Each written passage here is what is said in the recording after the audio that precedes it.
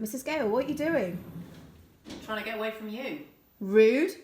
You could at least use your legs. It's only up the stairs. Come on, we've got a lesson to teach. Okay. Come on, Mrs. Gale. I know. Right. Hello, boys and girls. Welcome back. Now, we are going to be teaching you some English now. So, a change from maths. And hopefully you'll find these videos useful. And on the website, there are some work related to what we're going to be talking about now as well. But before we begin, let's start off with, Mr. Reed's going to be angry if he sees that open. I know. Before we begin, we are going to do a quick recap, a quick grammar starter. So let's begin. Adverbials. Mrs. Gale, what can you tell me about adverbials? So, I'm going to read here what the definition says. So, an adverbial are words or phrases that have been used to provide additional information about the verb, so extra information in the sentence. They're very similar to an adverb. Adverbials can also be rearranged in a sentence to slightly change the meaning of it, so when it might particularly happen. So, I've put an extra word there, an extra determiner. oh, nice. Doesn't work there, doesn't Mrs. Gale? No.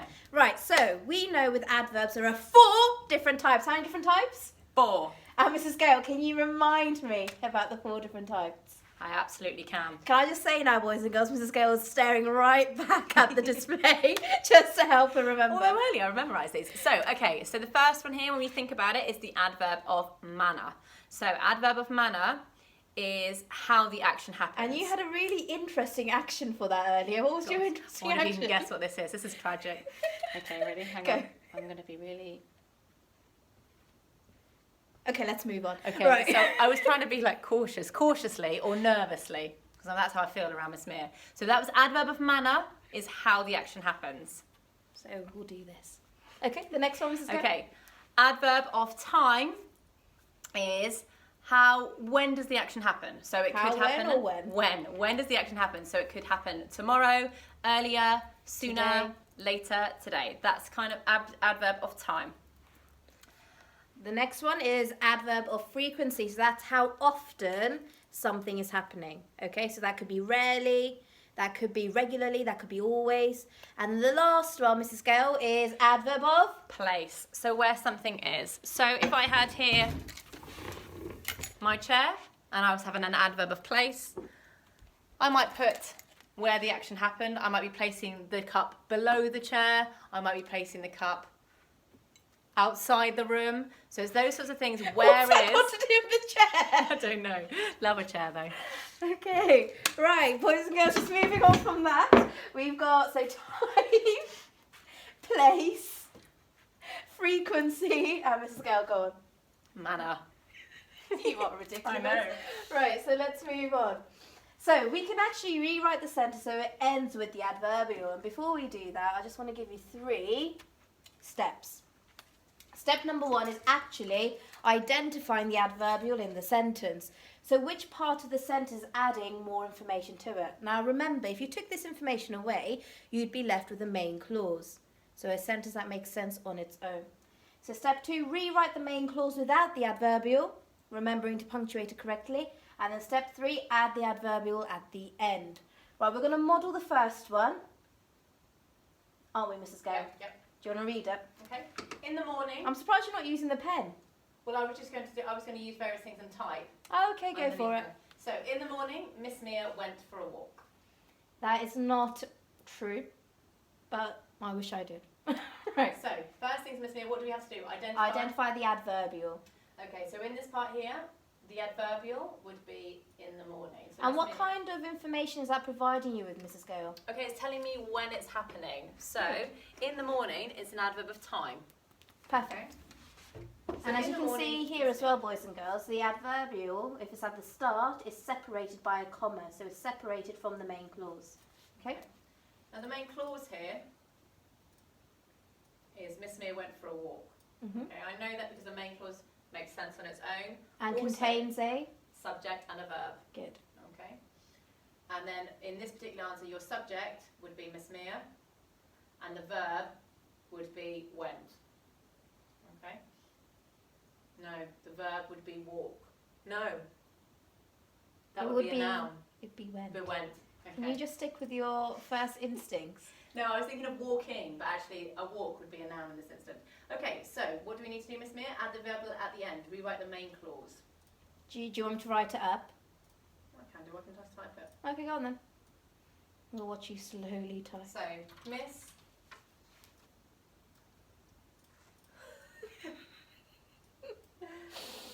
There we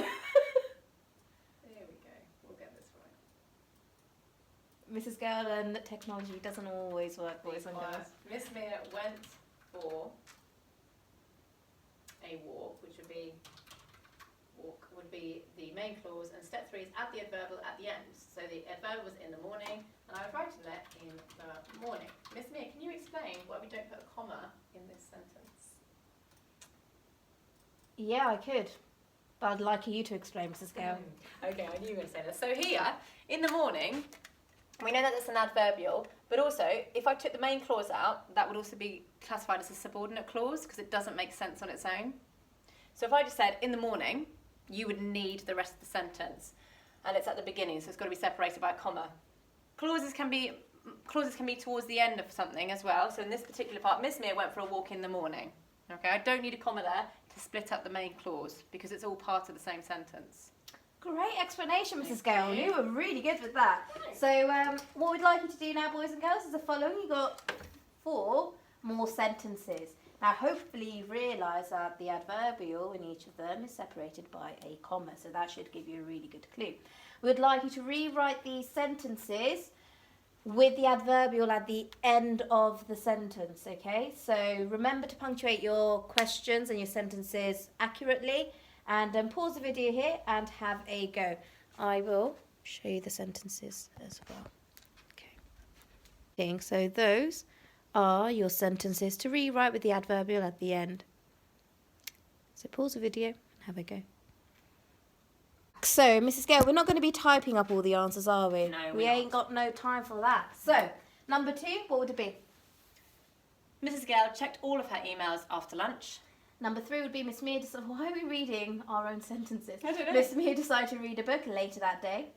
Number 4, Mrs. Gale had to go food shopping in the afternoon. And then number 5, Miss Mia has a meeting on Friday. So, if we move on, we've got 2 past SATs questions related to this notion of adverbials. So here it says, rewrite this sentence so it ends with the adverbial. So we've got on Wednesday, Felix has a dental appointment, so have a go.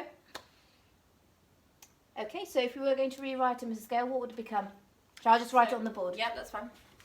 Do you want to say it out loud? Yeah, so that it ends with the adverbial. So in this sentence here, I need to identify what is the adverbial, and it's going to be on Wednesday. So it's telling me when it's happening. When does the action happen, which would be an adverbial of time. So it would be Felix has a dental appointment. That's my main clause on Wednesday. There needs to be no commas in that sentence when you rewrite it. And you must, absolutely must, have a capital letter for Felix. There's also something else in there that you need a capital letter for. What do you think that is? Yep, well spotted. So you've got here Wednesday. No one spoke to you. I know, that's what I'm imagining you're speaking to me. Sign of madness. So it's Wednesday here. You also need that because that's a proper noun, okay? So we've got Felix has a dental appointment on Wednesday and must end with a full stop. So just do a quick self-assessment, make sure you've got all of those things to get that full mark. Okay. And then question number 2, rewrite the sentence so it ends with the adverbial. So last week, Ruby went swimming and played football. Now again, Mrs. Gale, you had a really good strategy, so do you want to write this out? Beware, boys and girls, Mrs. Gale's writing is a bit... I don't even know how to describe it. I get it from my mum and she's a doctor, so blame her. Okay. Right, okay, so Ruby. So first of all, we're going to identify the adverbial. So here it's last week. That's telling you when something is happening. The main clause is Ruby went swimming and played football. So if you rewrote it, it will be Ruby went... That's really neat for you. I'm trying surprised. really hard now. Ruby went swimming and played football last week. So we only need a capital letter for Ruby because it's a proper noun. And we don't need any other capital letters within this sentence, but we do need a full stop right at the end, don't we, Mrs. Gale? To show the end of the thought and idea. Right. You must also make sure that all spellings are accurate. They will drop a mark if any of those spellings are inaccurate. Okay, cool. So be really careful. Let's move on. Can you... Should we swap sides? Yeah, let's swap sides. Right, shall we say the LO together? LO. To identify the difference between formal and informal language. Isn't that right, Mrs. Gale? Yes, totally right. Right, so what do we mean by formal and informal language? Have a quick chat with the people around you, if you have anyone around you. If not, have a think to yourself. What do you think the difference is between them, and what do we mean when we say it? Okay, so when we think about formal and informal language, we're actually thinking about the following. we're thinking about formal and informal language. So it refers to the way in which someone speaks or writes. There are differences between them, and they both serve different purposes. So there'll be different times or different periods in your life, or whenever you're doing something, that you might need to use formal language, and other times where you use informal language. Now, often when I speak to Mrs. Gale, I'm very informal, but when I speak to Miss Lockie, I'm a lot more formal, usually, with my thoughts. Depends on the occasion. Right, so Mrs. Gale, do you want to talk about this? Because this is how you are usually. I am. So formal language is when you use standard English. So imagine that it's wearing a suit and tie. So Miss Mia's got a nice little caption there. And standard English just means, does it grammatically make sense? And is it the most formal of types? Okay.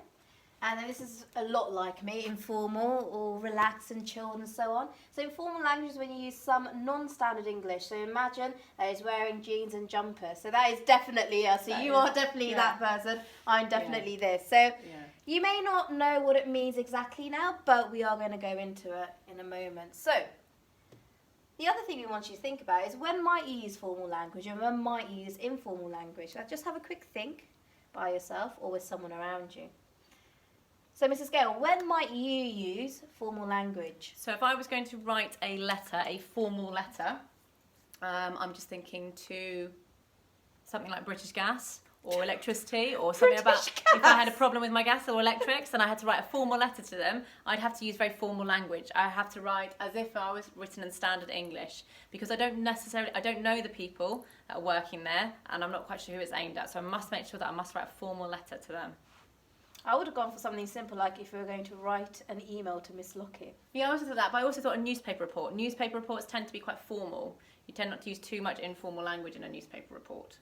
Very true. That was another thing. With informal language, so if you're having everyday conversations with your family or friends, texting is a common one as well. We often use lots of informal language. Also, if you're writing a diary entry, if you're writing a comic book or a comic strip, if you're writing a informal story, so a story full of lots of humour, so that's an opportunity for you to use informal language. And also it depends on your characters as well, so you might characterise someone as being quite informal, a bit like me, quite chilled, quite relaxed, and their language might differ completely to Mrs. Gale, who's very formal.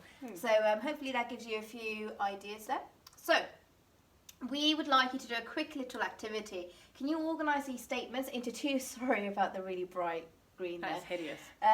Can you organise these statements into two categories, formal and informal? You don't need to create a table. You don't need to write these words out either. So you can just talk about it with someone in your room if you have someone. So we've got the following. We've got slang, so e.g. ain't. Correct use of tense, e.g. we were. HQV. Contractions, e.g. didn't. No contractions, so did not. Misuse of tense, so we was. A lot of you say we was. And the subjunctive form, so you're using if and were. So have a little think now. Pause the video here, and where would you place these statements? Right, Mrs. Gale, over to you. Do you want to choose one? Yes, okay. So informal, instantly I looked at like slang. Like, we ain't doing this anymore. We ain't doing this no more. That's going to be nice and informal. Okay. Okay. If we stick to informal, it makes sense. We are looking at contractions. So lots of informal language contains contractions. So that's when there is a letter missing and apostrophe is showing where that missing letter is. Mrs. Gale, do you want to do another one? Okay, yep. So informal, misuse of tense. We was going. We was doing this. Actually, that's very informal. It's not actually correct grammar at all. It doesn't make sense. Well, it doesn't make sense. Shouldn't be using it. You shouldn't be using it. And then if we think about the flip side, so formal language. So obviously in formal language, we don't want to use contracted words. We want to use the word in its entirety. So without the contraction, so did not. Mrs. Gale? Yep. So the correct use of the tense. So not this we was. So we was business. Yeah, so we were going to, or we were going to write back to you. Also, with formal language, you often use lots of HQV words. So words that are very, well, what would you say? Well, it also stands for high quality words. vocabulary. So just a lot of like formal language that's high quality. And then lastly, the subjunctive form, it's a very formal way of writing. So if and were. So if something were to happen, you wouldn't often speak like that with your friend or your family. So it's very formal. So hopefully you got those all accurate. Right, let's move on. One of my top tips is the following. Mrs. Gale is a massive fan of Queen Elizabeth, aren't you? Apparently now I am. Yes, And you definitely celebrated her birthday, didn't you? Yes. Yes, so when was her birthday, Mrs. Gale? Oh no, I knew you were going to ask me that. When we think about formality, you should think about the following question. How would the Queen speak? So if you... Did you just straighten your top out? Yeah, I was just thinking if she's Yeah, how Queen, would- yeah. So if you were stood in front of the Queen, how would you address the Queen? How would you speak to her? Because we love the Queen dearly. So I'm just going to show you a few quick clues. We're going to go through them. We're going to say it together as well. We're going to do one at a time, too. Okay, so quick clues to look out for when identifying the most formal. Ready? 3, 2, 1. No! What was that? I don't know. I thought we were going to... Oh, sorry. Oh. 3, 2, 1. No contracted words. No hyphenated words. No question tags. What do you mean by question I tags? knew you were going to ask me that. So, You know a lot, apparently. So we were going to the park together, weren't we? So weren't we at the end as a question tag? It's not a full question. It's just about 2 or 3 words that makes a sentence into a question.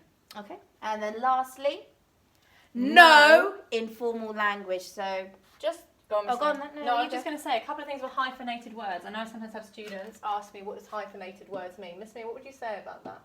a hyphenated words are 2 words that are joined together. So often 2 adjectives really joined together to make or to describe a noun. So if you wrote brightly lit, candle, both of them are adjectives. And it's describing one item, so one noun. Would you agree with me? Yes, and also it's got that hyphen there. Okay, so it's got the hyphen. I between brightly mean, lit. Yeah, I know, but sometimes I have children that still ask me that. They're like, what does it mean? I know. Okay, fair enough. So hopefully my explanation was clear, but obviously Google it. Google's great. Right, so if we move on, we've got 3 sentences here. So who is the most formal and how do you know? This time we'll read someone else's. So I'll read Mrs. Gale's. Okay. Beowulf is a really good book, isn't it? I really like Beowulf. It's a wicked book. Shall we read together? 3, Yeah. 2, 1. Beowulf is an exceptionally created poem. I don't know why, but often when I look at formal writing, I have to read it in a particular way. Yes, So me have a too. quick conversation with the people around you. Which teacher is the most formal and how do you know? So think about the previous clues. How do you know that teacher is the most formal? And have a think about why were the other teachers not informal? Process of elimination. Not What formal. was it? Sorry, not formal. Get rid of why exactly were they not? Okay. Right, I'm going to assess you, Mrs. Gale. So I know automatically looking at this is not going to be the most formal because it has a question tag at the end. And also it's got a contracted word. So this would not be the correct answer. Okay. I also know here that Miss Mia, sadly, is not formal. What? That word wicked is a very, very informal phrase or informal piece of vocabulary. But it is a used to wicked describe, text. So it is not. But there's another reason as well, Mrs. Gale. What's the other reason? The other reason here, you can see there's a contraction here. So lazy. It is. Oh my gosh. Right, go on then, Miss Mia, explain So what we the know slogan that finally Beowulf is an exceptionally creative poem. We wouldn't expect anything less from Miss Logan. Yeah. The most well spoken out of all 3 of us actually. She's using really good HQV here, exceptionally created as well, and there's no contracted words, there's no question tags and so on. So Miss Logan is the most formal in this instance. Right, we are going to go through 3 past sats questions related to formality. We're going to give you a go at answering the questions as well, and then we're going to talk about the answers itself. Right, so this question here, it says the following. Sentence is the most formal. That's good. The way they played was terrible, wasn't it? I wish they'd put a little more effort in today. If only they'd tried a bit harder, they would have won. The team were defeated due to mistakes that they made. So when you're thinking about answering this question, think about those 4 top tips. So Mrs. Gale, can you come in front of the screen and do the actions again? No contracted words, no hyphenated words, no question tags, and no informal language. Okay, so have a go. Pause the video here and use the process of elimination because that is exactly what Mrs. Gale is going to be doing in the next 10 seconds. So, Mrs. Gale, we're going to use the process of elimination. Off you go. Okay, so here, the way they played was terrible. I'll just hold the phone with my meat hooks. Yep, good idea. Question tag here, also contraction. It cannot be formal. Get rid of that. I wish they'd put a little more effort in today. Contraction here, they'd would be they would. Not going to work. If only they tried a bit harder, they would have won. 2 contractions here, would have, it's been shortened, and to they'd, they had. So 1, 2, cannot be this one. It must be this one, but let's just double check it. The team were defeated due to the mistakes they had made. Yes, it's formal language. There's no contracted words in there. There's no informal vocabulary like wicked from previously. So it must be this sentence. So I would tick which is the most formal. Okay, Mrs. Gale, can you do the next question? Okay, so. I'll read it. So which sentence is the most formal? Watching too much television should be avoided. You shouldn't watch too much TV. Watching lots of TV isn't a good idea. And you really shouldn't try not to watch loads of telly. So Mrs. Gale, what were the top tips again? Can you show the screen? No contracted words, no hyphenated words, no question tags, no informal language. Your sausage fingers are doing a great job there. My little piano hands. Better than your meat hooks. Right, okay, so when Can we also here, say here the word TV is an abbreviation for the word television? That's really important. So have a go, pause it. Which one is the most formal? Okay, Mrs. Gale, off you go. Use your process of elimination. All right, so we'll look at the top one here. Watching too much television should be avoided. That sounds formal. Let's just double check the others. You shouldn't watch too much TV. That's an abbreviation. That's a contraction, shouldn't. So it can't be that. Watching lots of TV isn't a good idea. There's an abbreviation of television, and isn't, is not. It's a contraction. Can't be formal.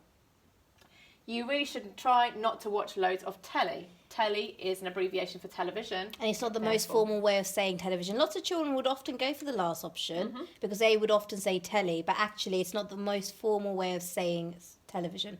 So which one is it, Mrs. Gale? It is the top one here. Okay. Watching too much television should be avoided. And then lastly, the last question. It says the following. So this is an interesting question. It says, underline, Mrs. Gale has not seen any of these questions, but I can help you. Underline the sentence that is the most formal in the passage. Just a sentence. So this passage is made up of 4 sentences. I'm going to read it to you. Hope you can make it to my birthday party next week. It's going to be great. The venue is yet to be confirmed. I'm still checking out a couple of places. So, Mrs. Gale, before you do this, can you do the little reminder of the tips? So over this. Right. No contracted words, no hyphenated words, no question tags, no informal You're lacking language. a bit of enthusiasm there. It's time to lose it now. Right, underline the sentence that is the most formal in the passage below. Now again, you can use process of elimination, get rid of the sentences you're not happy with. I can instantly see the most formal sentence in that. But we are going to use a process of elimination. So this first sentence, it cannot be formal. Hope you can make it to my birthday party next week. Why It's can it not very be informal. formal? Next week, exclamation mark there. There you go, good. We're just going to make it very informal. So no. It's going to be great. Definitely not formal. Contraction, exclamation mark. The venue is yet to be confirmed. Sounds very all right. formal. Sounds Let's look at decent. the last one. I'm still checking out a couple of places. I'm, contraction, cannot be the sentence. Therefore, the sentence that is the most formal in this passage is the venue is yet to be confirmed. Well done, Mrs. Gale. Very impressed. Thank you very much. Okay. Glad if I know it. So, boys and girls, that was a quick little session on informal and formal language, because this week on the website you have got lots of tasks related to informal and formal language and the use of it. I'd also like to say at this given time now, you were all emailed out your education... Mrs. Gale's like, what is she going to say? No. You're all emailed out your Education City login details yesterday, so please go online and use that resource. It's a really good resource to use. On Joma. And also, BBC Bite Size have released and are releasing and will continue to release release lots of times. Daily lessons, and there are daily lessons for year 6, so that includes English and maths on a daily basis, and they'll have an additional subject every single day as well. And please do use the school website. The school website's got lots of information, and we work incredibly hard to put up all the work for you because we want you to carry on learning at home. So thank you very much for listening. Stay safe and see you all soon. Bye. See ya.